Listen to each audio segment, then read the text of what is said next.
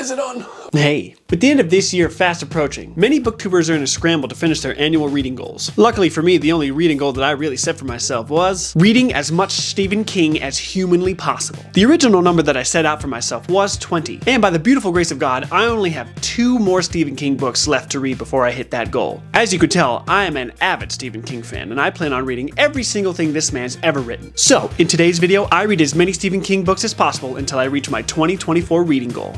Editing Ian. Transition. Oh my gosh. Sick. The best booktuber ever. Oh, Stephen. Oh, hey. Hi. Yeah, just sitting here reminiscing on the good old days with old Stephen, where I started, where I'm at now. You know what? I'm kind of intimidated to reach this goal. I almost want to scrap this and read something else. You know, maybe like my Book of the Month books. What?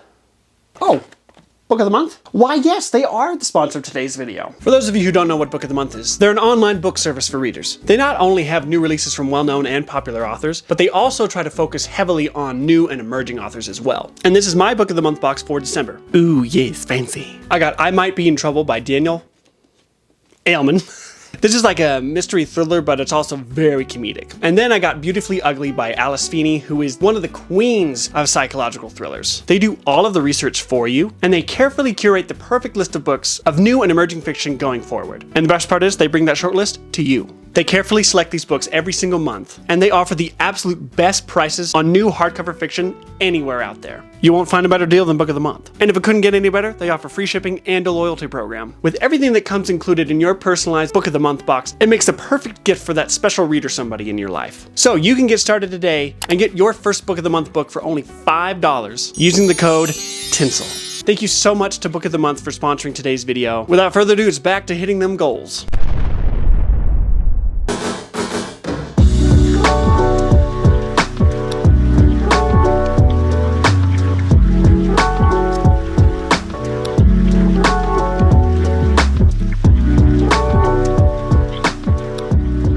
Hello folks, yes, we are back with yet another Stephen King video. If you are unfamiliar with this channel, you're going to learn very quickly that I am a massive Stephen King fan. He's my favorite author. This year, as I said in the beginning, I have had a goal to read 20 books from his catalog, and I'm almost there. I am almost freaking there. End of the year, of course. It comes down to tooth and nail. I am going to be starting with Bag of Bones. This is a book that already made a feature on this channel. I attempted to read this book back in October as part of my reading only Stephen King for 24 hours. If you have not seen that video, Ian, put it right. Thank you. Watch that video. I was not able to finish this novel before the 24 hours was up. I only made like 20% into it. So I just said, I'm gonna put it down. I'll come back to it at a later date. Well, today is that day. I've been missing his stories. So the fact that I have 2 left gives me the best excuse I could ever give myself to pick another Stephen King book back up. Bag of Bones is the story of Mike Noonan, who loses his wife in a tragic car accident. No, she was not involved in the accident herself, but she was a witness to it. It just so happened to be that at the same time the car crash happened, she suffered from a fatal brain aneurysm, and she died on the spot. Now Mike, in his grief, is struggling not only with life, but his career. He's a very successful author who now has writer's block, and no matter what he tries to do, he just can't seem to make the words flow. And he's already being, I don't want to say haunted, but that's pretty much what it is. And what's amazing about this book, it's based in Stephen King's most terrifying small town, Derry, Maine. First book on deck is Bag of Bones. But that is not going to be all. I have here before me a collection of Stephen King books that, for the most part, I haven't read. But there's one that I've been reading since October and just haven't finished. And that is Night Shift. Ooh. Night Shift is a short story collection. I started Night Shift and I think I only read, I read 9 of these short stories. I still have 11 to go. I thought I could finish this along with the 2 novels that I had planned. I thought that could be a fun little treat. So back to Bag of Bones.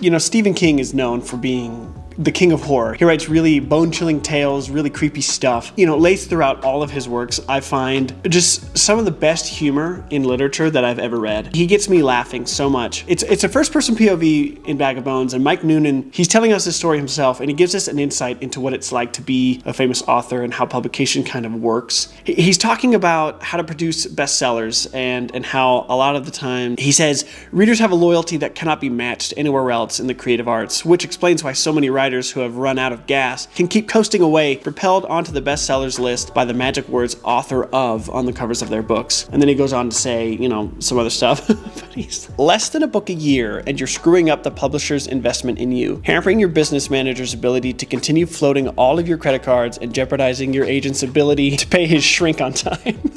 Also, there's always some fan attrition when you take too long. Can't be helped, just as if you publish too much, there are readers who will say, phew, I've had enough of this guy for a while, it's all starting to taste like beans.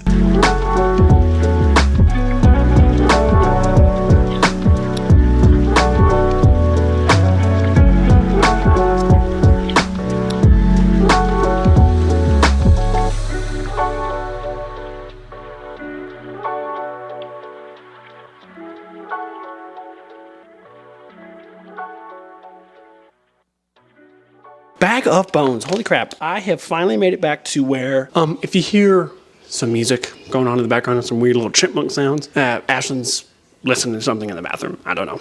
I have finally made it back to where I think I made it in the 24-hour challenge. I am on page 176. Oh, Mike Noonan, you have gotten yourself into a pickle, my friend. Where did I freaking leave you off last in the plot? I mean, Mike's wife died, he's grieving, he has writer's block because of his grief.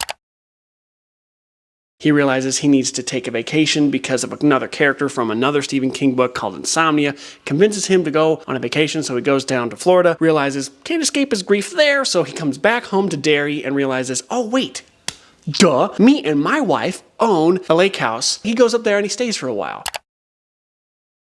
Let's just say, Mike, without going into any crazy detail, Mike is in a situation. I'm quite certain that this is going to be an avenue through which he deals with his grief and also maybe some demons that he has not laid to rest. I don't know what those freaking would be, but holy crap. Stephen King, literary fiction, is always just masterfully done. On one hand, it is certainly a ghost story. That is the undercurrent. The goal today was to get to page 200, or at least a little bit over 200 pages in. I am less than 30 away. I think that can be accomplished tonight.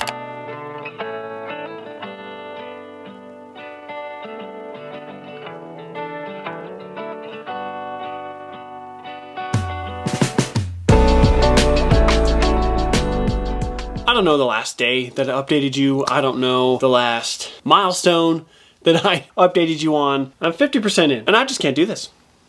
I can't do it anymore. This book is not bad. I love the story. I love the characters. I'm very attached to the characters. I'm really intrigued by the spectral aspects of this novel because the ghost hauntings and the you know, the knockings on the walls and the voice in the tape recorder. I'm really interested to see the mystery behind Sarah Laughs and if it's his wife's ghost or if it's Sarah's ghost or if it's somebody else's freaking ghost. The thing that I can't deal with anymore in this book is the sexual content, man. Mike is obsessed with the female anatomy. You know, once I got to his dream, okay, once I got to his nasty, sweaty, spicy, steamy dream, I was done. I was like, I can't do this anymore. Because it seems like every chapter, he's saying something in his thoughts about Maddie. Or before Maddie came to the picture, he was saying thoughts about his dead wife. And now he's having dreams about Sarah, and it's just like, oh my gosh, dude. I'm so bogged down by it that I can't even keep going. And yes, I know there's going to be people in the comment section, they're like, sexual content is fine, you're a prude, or, you know, I get asked in the comments a lot, like, Ian, is it just some kinds of sexual content, or is it all sexual content in general? It's all sexual content in general. I think it's always unnecessary. I've yet to read a book where the sexual content actually mattered to the plot, or mattered to character development.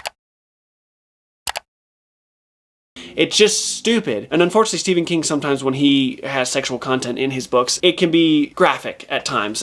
Bag of Bones, unfortunately, is one of those books. So, I think I'm going to DNF, Bag of Bones. But I went back and forth because I want to be done with this video in like 2 days. That means I want to start a completely other book and I have to keep going with the short stories that I've started. And the second book that I have in mind for this video. I think the book that's been catching my eye here recently is Firestarter. I'm gonna try to get back on schedule with this freaking video, and yeah, without further ado, Firestarter.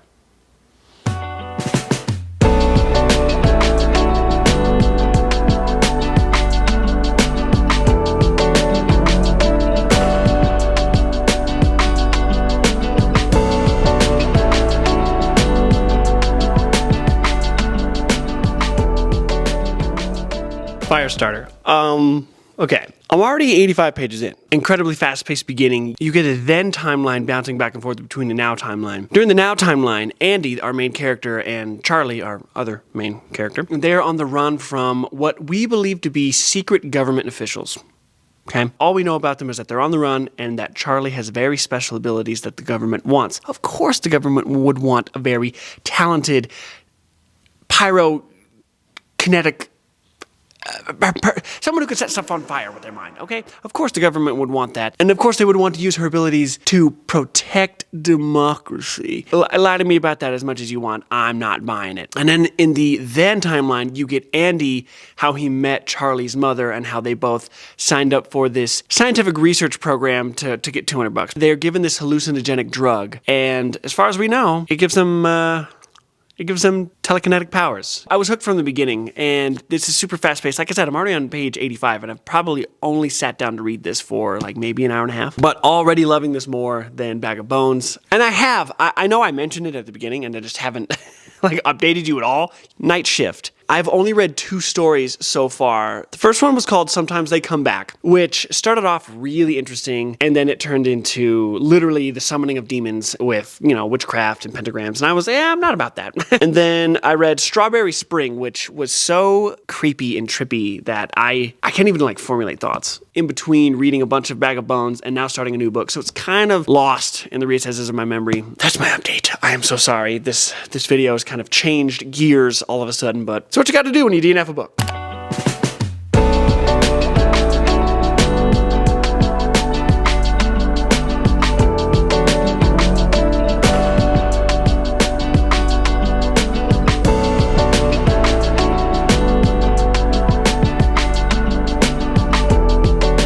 All right, folks, yesterday I read all day, but I didn't update you like hardly any.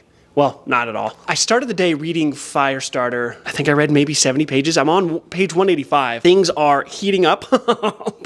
Pun intended, right? It's giving like X-Men vibes without the superheroes. You know what I mean? Because our main characters on the run are mutants, but not by natural genetics, but by scientific experimentation. The freaking confrontation with the special agents, that was insane. Holy crap. There was explosions, and there was fire, and there was heat rising, and there was gunshots. It was crazy. The second half of the day, I spent reading Night Shift. There's just something about Stephen King's short stories, man. I once heard that he is the greatest short story writer of all time. I feel like I'd be hard-pressed to find somebody who does it better, because the stories that I read yesterday were crazy. The first one was The Ledge.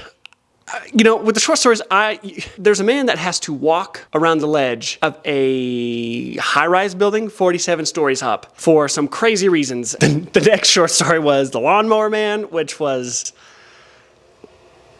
what the fetch was that? The next one was Quitters, Inc. And let me tell you, I went into this not knowing it. Well, I go into all of these not knowing what the heck they're about, but Quitters, Inc., I had no expectations. Let's just say, I'm glad I don't smoke cigarettes. And then the final story that I read yesterday was I Know What You Need. All I can say is, ladies, if a man seems too good to be true, he may be too good to be true. I have 90 pages left of Night Shift, and then I'll be done with that. And then, well, I've got a ways to go.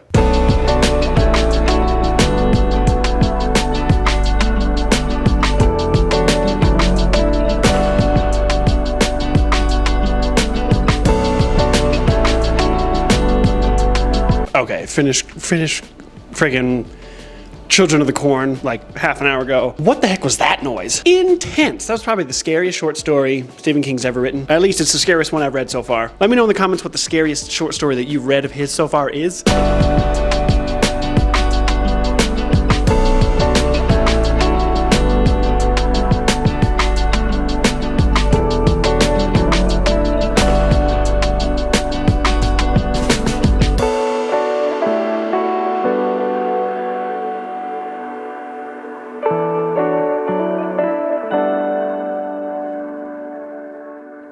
Made it over halfway. Stakes have gotten so much higher, which I didn't think were possible. So, were possible? And I don't think that's grammatically correct. Was. I didn't think that was possible. Stephen King doing what he does best, weaving plot lines, making stuff happen. Our main characters are unsuspecting of the crap about to hit the fan, and our antagonists, of course, are the ones throwing the crap at the fan, and it's all about to come to a head. The train is rolling. And then Night Shift. Oh my gosh, so much closer. I think including the story that I'm about to read, we have 4 short stories left, and then we're done with this collection. I guess all I gotta do is finish Firestarter. Technically, that would be the end of the video, but I still have one more book that I want to read before the end of this year, so it's getting plopped into this video. I guess that's all I came on here to say. I'll catch up with you later.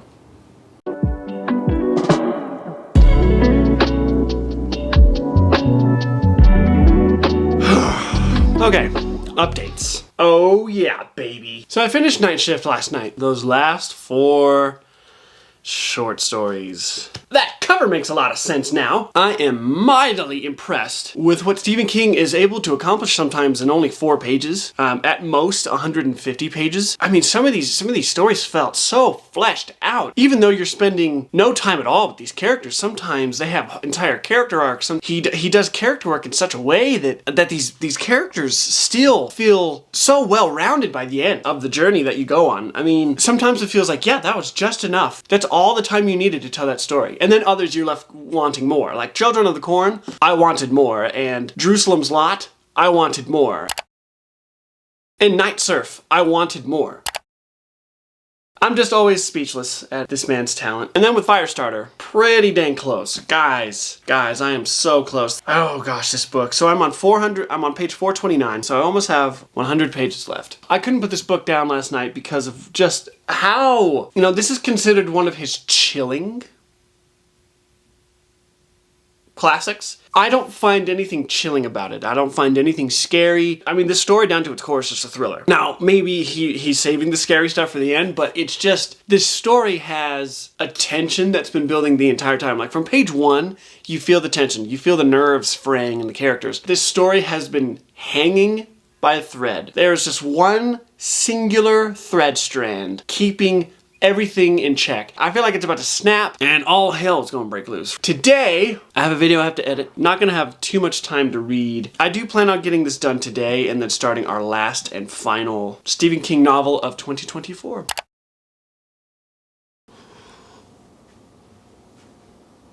Hey, I finished Firestarter. Wow! Wow. I don't know, the last 150 pages or so was insane. Now the bloody title makes sense. Well, I mean, the title always made sense. The little girl can start fires with her brain, okay? It's not hard to put 2 and 2 together. If you're looking for a book of Stephen King's that's not horror, here you go. There is no horror elements to this. This is just nail-biting, heart-pumping thriller, all day long, action-adventure, bro. But now that that's done, and now that Night Shift is done, technically I'm done with the video. But there is one other novel. I wanted to do this video for this book from the beginning, and I've just been saving it for the end. This will be my final Stephen King read of the year. Without further ado, let's read Carrie.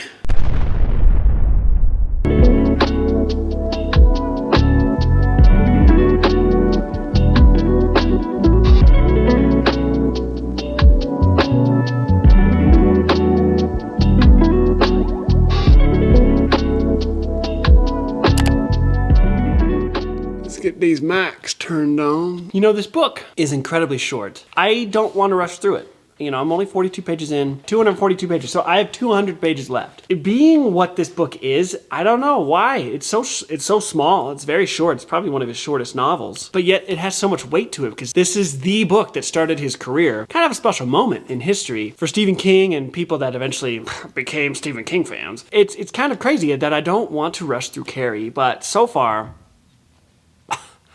my gosh. Yep, she's bullied. She's hated by not only her school, but the town. I think that also has to do with her crazy mom. Her mom is, my gosh, her mom is manipulative. She's more of a religious fanatic. Ladies, if your mom were to tell you that your monthly flow was evil, who knows the kind of psychological damage you would have? Yeah, that's poor Carrie. And it just so happens that she is a late bloomer. So in the middle of high school, she has her first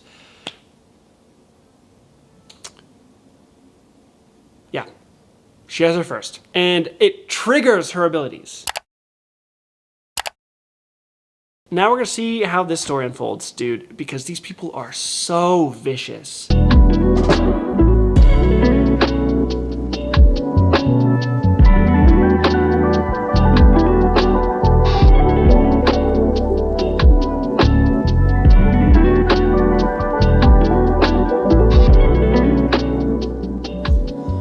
Dude, no wonder Carrie has issues. You know how I said her mom's kind of like a religious fanatic? Well, yeah. Her and her late husband left the Baptist because they thought they were doing the work of the Antichrist, which isn't true. And she started holding worship at her own house. But the only person in the congregation was poor Carrie. She says Mama was the minister, Carrie the congregation. Services lasted from 2 to 3 hours. No freaking wonder. This crazy lady took her out of probably a decent church and started ministering to her herself. Yeah, you can indoctrinate your child with all sorts of crap in those circumstances.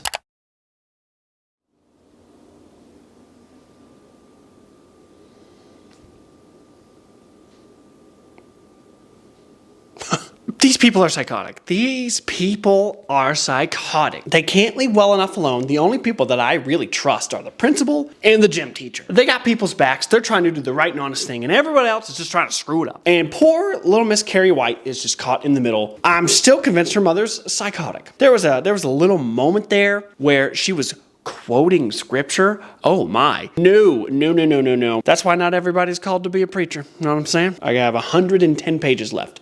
I'm on part 2. Time to wrap it up.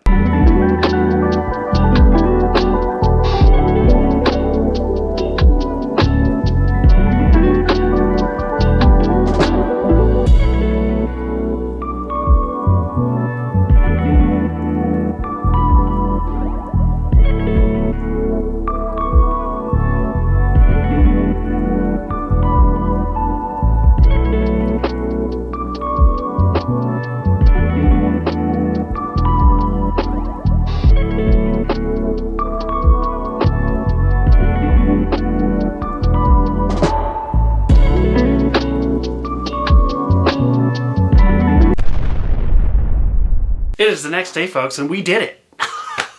Wow! As you saw at the beginning of the video, I attempted Bag of Bones for the second time. I got 60% of the way through and DNF'd it. I want to maybe eventually give this another shot now that I know a little bit more what to expect, not in the foreseeable future. Then I finally finished Night Shift. Picking it back up again and finishing it finally was an exciting treat. I've only read 2 Stephen King short story collections so far, the first being Skeleton Crew and now Night Shift. I think so far Night Shift knocks it out of the park. This was so well done. All of these were written in the 70s, so this is right at the beginning of Stephen King's career. So all of these, you can tell he's hungry, you can tell he's ambitious, you can tell he's pushing boundaries. He doesn't care what lines he crosses, and he does a very, very good job. All of these stories of exceptional quality, and I think anybody who's wanting to get into Stephen King, this is a perfect place to start. His first ever short stories. These are incredible. So of course, after I DNF'd Bag of Bones and I was still in the middle of Night Shift, I decided to hit up Firestarter. I've been wanting to read this book ever since Ashley gave me this little set of Stephen King Hodder Press books for my birthday. I jumped in and it didn't let me go until the end. This is probably my favorite thriller that I've ever read from Stephen King besides Billy Summers. I think it's definitely number 2. Grab you by the horns, freaking take you on a ride, and don't let you go until you've been thoroughly whiplashed. If you want to get into Stephen King, this is also another fantastic book to start with. And then the book that honestly inspired this video to happen in the first place, Carrie.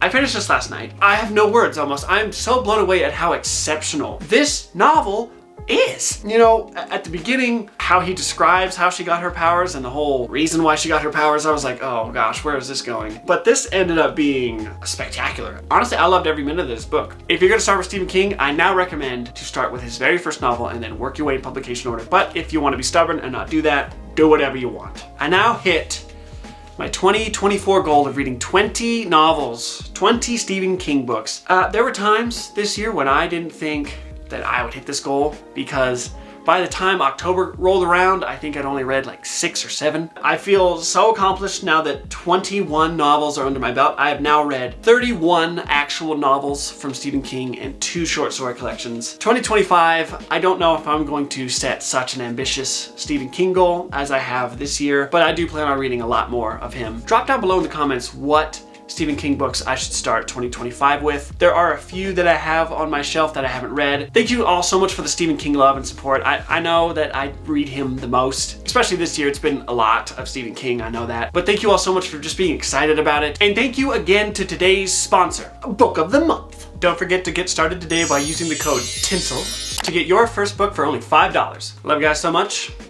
I'll see you in the next one.